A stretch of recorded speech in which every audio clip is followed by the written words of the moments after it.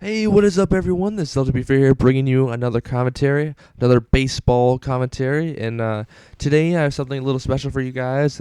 Something that my subs, or I should say sub, his name is KG or something like that. And I'm sorry if I forget your name. I very bad memory. I didn't write it down. I'm doing this all on the spot, and and I have a couple things to talk about during the video. But anyways, thanks, man, for giving the suggestion. And this time, what I did with it, I played and kind of an online match with one of my good friends. I'm Virus.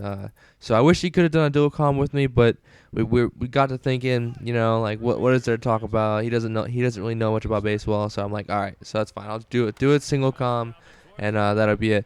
So what I have for you guys is basically a bunch of clips from that 55-minute game, and a bunch of clips.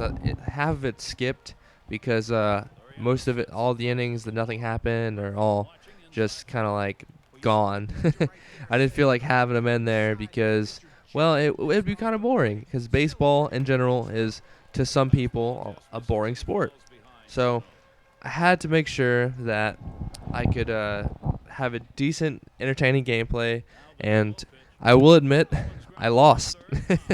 I lost. I lost to a noob. Sorry, Virus, I'm calling you a noob, but I lost, and he did a really good job. He used something that I haven't seen in this game before because I haven't had the game for a long time. But he did something I didn't know was really effective, and that was knuckleballs. The pitcher he was using, I cannot remember his name for the life of me. He's not a very high rated pitcher. He's not at all, but he is excruciatingly good at knuckleballs, and as you'll see if I have any clips of it, pretty much every time he threw a knuckleball like that, completely out of the zone, and he would start at the center of the plate. So, and the reason the knuckleball is so good in this game is that, and much like any sports game and in real life in general, the reason the knuckleball is so good is because it moves so much.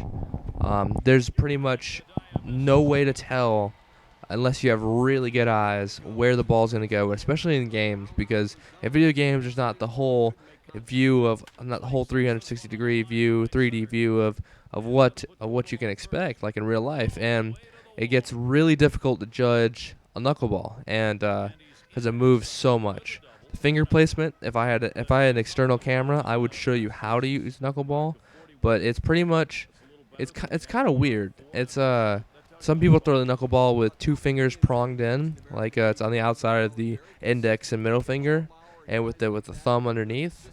But some people do it with all their entire hand. Like some people put it on their all of the fingers, which to me is crazy.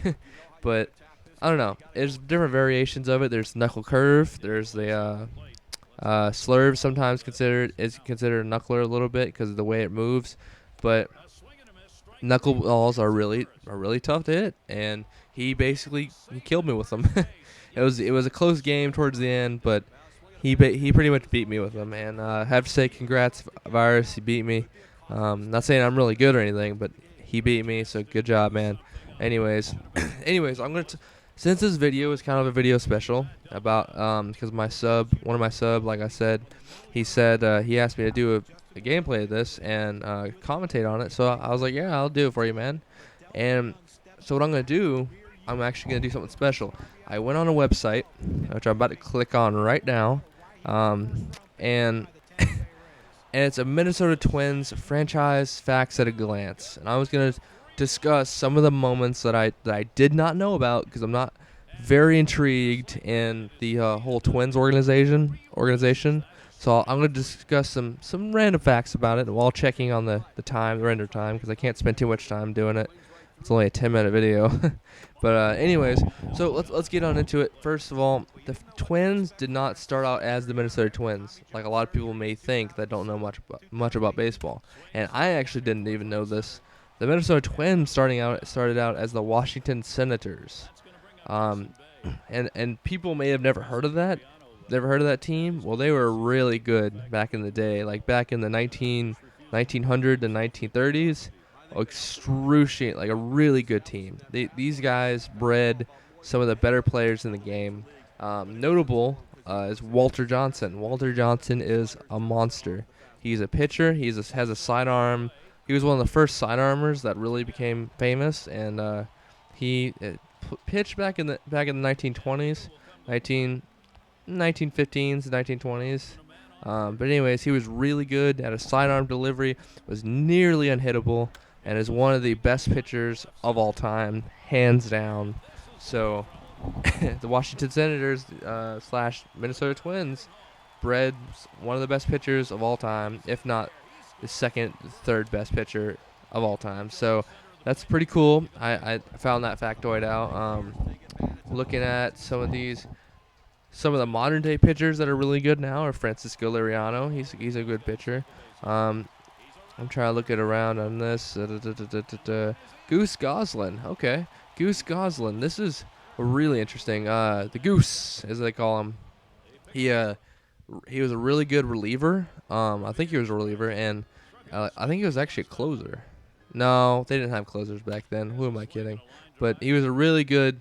He was just a really good pitcher, and he played for them back then, apparently. Wow, I completely messed it up. I'm thinking of a different guy. Oh, I'm thinking of Gossage, Goose Gossage. Wow, I feel dumb. No, I don't know this guy, but he was apparently really good because he was a cycle hitter. Wow, I feel really dumb. I want to edit that out, but I'm not going to.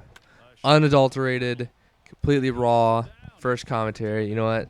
I'll let you guys go ahead and slander me for this, but hey, it was a bunch of the guys on the cycles list. Like it's giving me stats here that say Washington Senators cycle hitters, and there was only 4, and so that they were good, but they didn't last very long because the Senators didn't last very long. Only lasted maybe 40, 50 years, and then became the Minnesota Twins. And the Minnesota Twins cycle list is actually pretty long. Anyways, let me look at the rest. Wow, this is very interesting. The Washington Senators, even though they had Walter Johnson, did not have a Cy Young winner. And you want to know why that is? Is because the Cy Young award wasn't invented until way after Cyrus Young's time, which Cyrus Young, was that right? God, I am so blank on knowledge right now.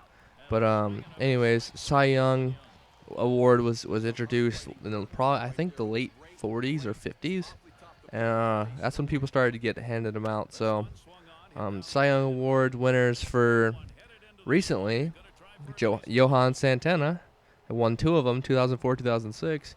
He's one of the better pitchers in the league right now, and he continues to be a dominant left-hander in any rotation. And now for the Mets, he's trying to do his best he can with the Mets. Poor guy. Anyways, but MVP awards: Rod Carew, Hall of Famer. Joe Mauer, possible Hall of Famer in the future. Maybe if he keeps going, keeps hitting really well. One of the better catchers, if not the best catcher in the league right now. Justin Morneau, he's a really good first baseman. He played for them. I think he still plays for them. And that's the notable I see right there. Let's see here. Rookies of the Year, Rod Carew, of course. He was an all-star from the time he first stepped in. Let's see. Retired numbers. This is interesting. It says here, I don't know if this is correct. This says here that Jackie Robinson, as number 42, Minnesota Twins retired number. I don't know if this thing's correct. Huh. I didn't know Jackie Robinson played for the Minnesota Twins. If I'm getting every bit of this wrong, it's because of this website that I went to. It's called the baseballalmanac.com. If you want to check it out and search your favorite teams. But this is interesting. This is a really interesting site. If it's all true, it's pretty interesting. It talks about batting champions. Joe Mauer won a few of those, and well, that's all the time we have now for this commentary. I'm sorry if it wasn't as stellar, or if you liked it, give it a thumbs up, like, and blah blah blah. But I will see you guys later. If you guys have any suggestions of teams I should do factoids for, then please throw them at me. I'm all there. And the final score was 8-7. Virus kicked my ass, and congratulations. Peace.